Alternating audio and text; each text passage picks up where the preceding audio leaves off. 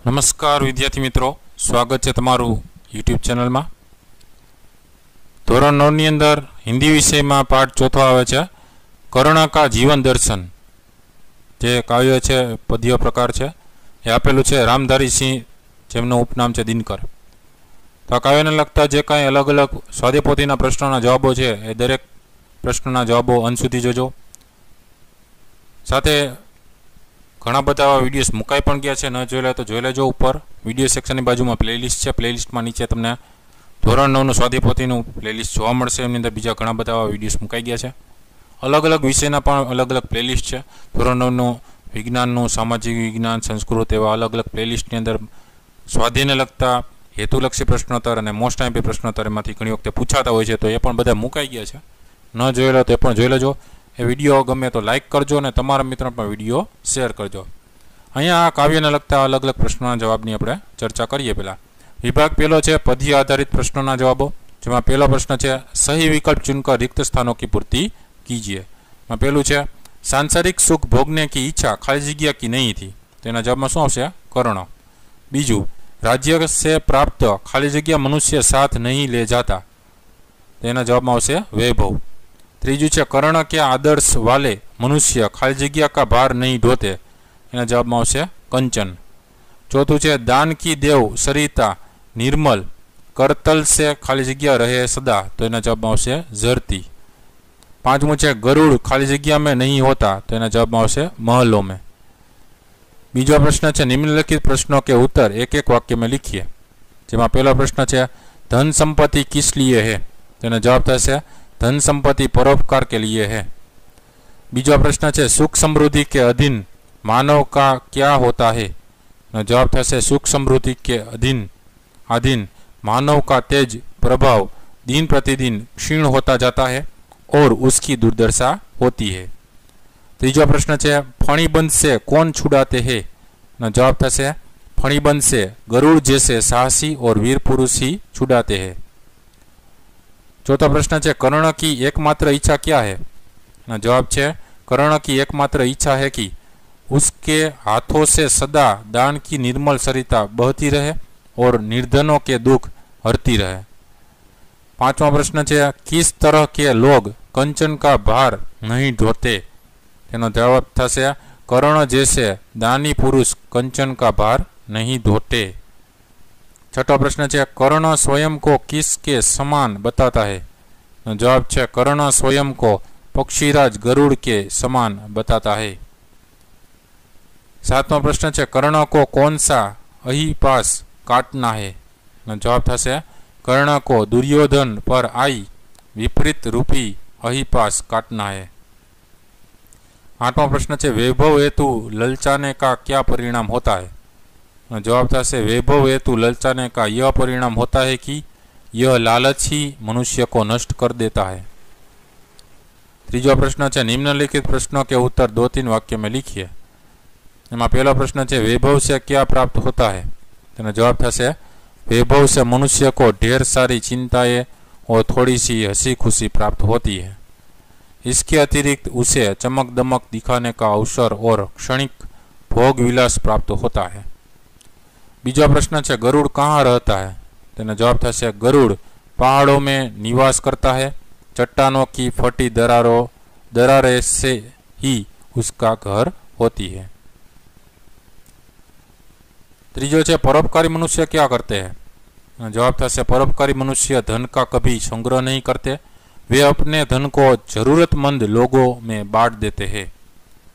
चौथा प्रश्न है कर्ण दुर्योधन का साथ क्यों नहीं छोड़ सकता, जवाब है दुर्योधन के सामने युद्ध का घोर संकट है, इसलिए सच्चा मित्र होने के कारण कर्ण आपत्ति के समय उसका साथ नहीं छोड़ सकता। चौथा प्रश्न है निम्नलिखित प्रश्नों के उत्तर 5-6 वाक्य में लिखिए। पहलो है कर्ण को राज्य की इच्छा क्यों नहीं है, जवाब है कर्ण त्यागी और दानी पुरुष है, वैभव विलास में उसकी रुचि नहीं है, राज्य मिलने पर सिर पर अनेक चिंताएं सवार हो जाती है, बस थोड़े समय के लिए हंसी खुशी चमक दमक और भोग विलास की सामग्री हो जाती है।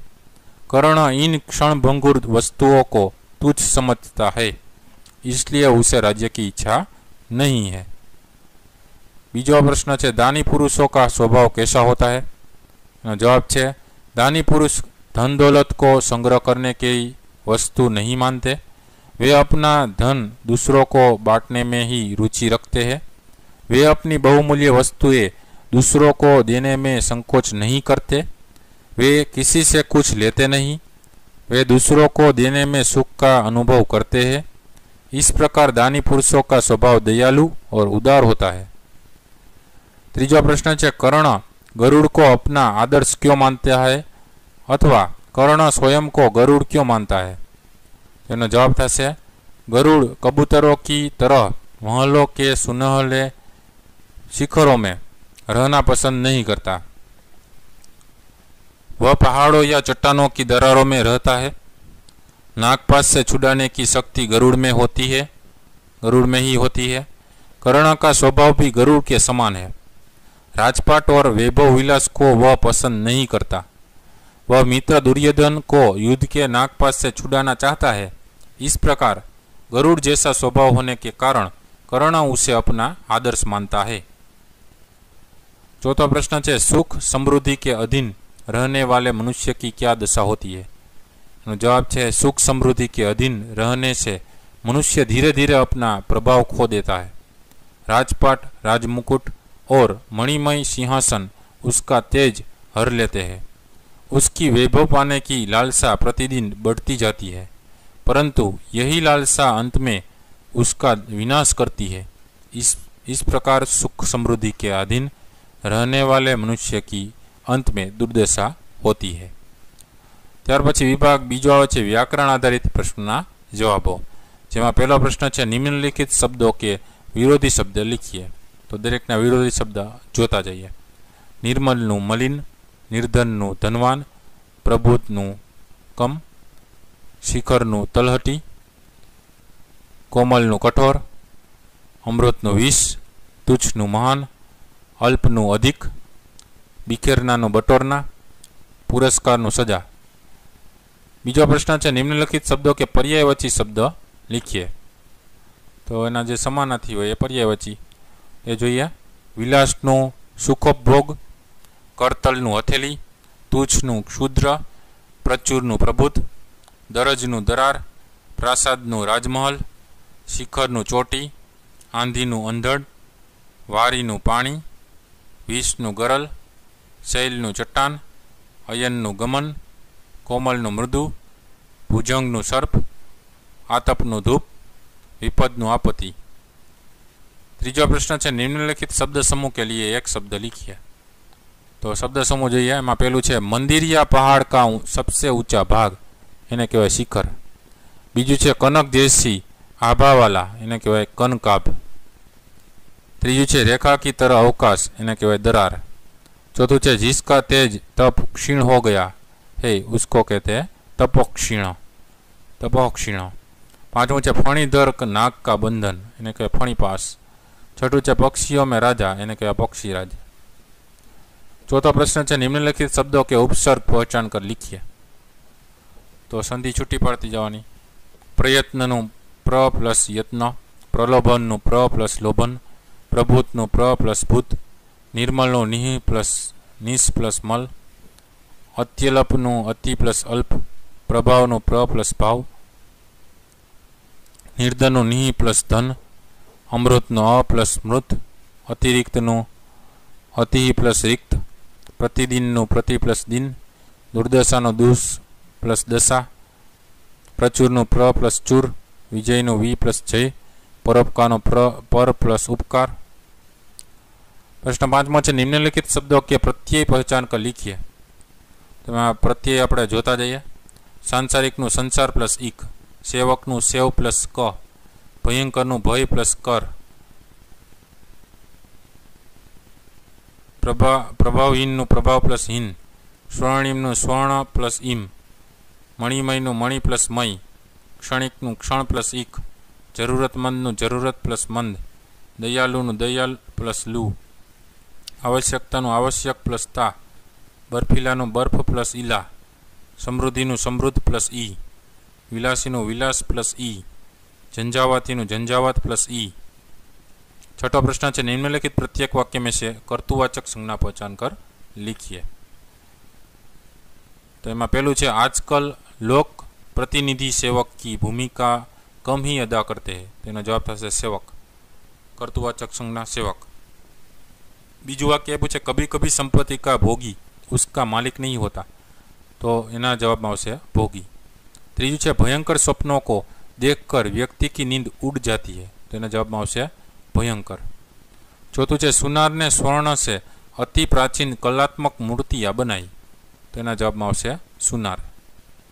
सातवां प्रश्न है निम्नलिखित प्रत्येक वाक्य में से विशेषण पहचान कर लिखिए। पहलू है विलासी राजा प्रजा के प्रति ध्यान नहीं देता था। तेमा विशेषण क्यों थशे? विलासी। बीजू है हमारे राज्य में स्वर्णिम गुजरात योजना के अंतर्गत कई कार्यक्रम होते हैं। तो एमा जवाब में आवशे स्वर्णिम। तीजू है झंझावाती हवा में गरीबों के झोपड़े नष्ट हो गए। तो एमा विशेषण जवाब थशे झंझावाती। चौथुं है समृद्ध देश की यह निशानी होती है कि उसमें सभी लोग सुखी होते हैं। तो एमा विशेषण थशे समृद्ध। पांचमું है धन वैभव को ही अग्रिमता देने वाले लोग तुच्छ है। तो एना विशेषण जवाब में आवशे तुच्छ। तो विद्यार्थी मित्रों आ था अलग अलग प्रश्नों जवाबों। विडियो गम्यो हो तो लाइक करजो और तमारा मित्रों पर विडियो शेर करजो। बीजा घणा बधा विडियोज मुकाई गया है ए तमे प्लेलिस्ट में जईने जोई लेजो। ऊपर धोरण 9 ની અંદર સ્વાધ્યાય પોથીનો પ્લેલિસ્ટ છે, વિડીયો સેક્શનની બાજુમાં જોવા મળશે। એમાં બીજા પણ ધોરણ 9 ને લગતા જુદા જુદા વિષયના પ્લેલિસ્ટ છે, એમાં વિડીયોઝ ઘણા બધા મુકાઈ ગયા છે। આવનારી પરીક્ષાની તૈયારી કરે એના માટે પણ ઉપયોગી થશે। ફરી પાછા નવા વિડીયો સાથે મળીએ, ત્યાં સુધી તમારી કાળજી રાખજો। Thank you very much, take care.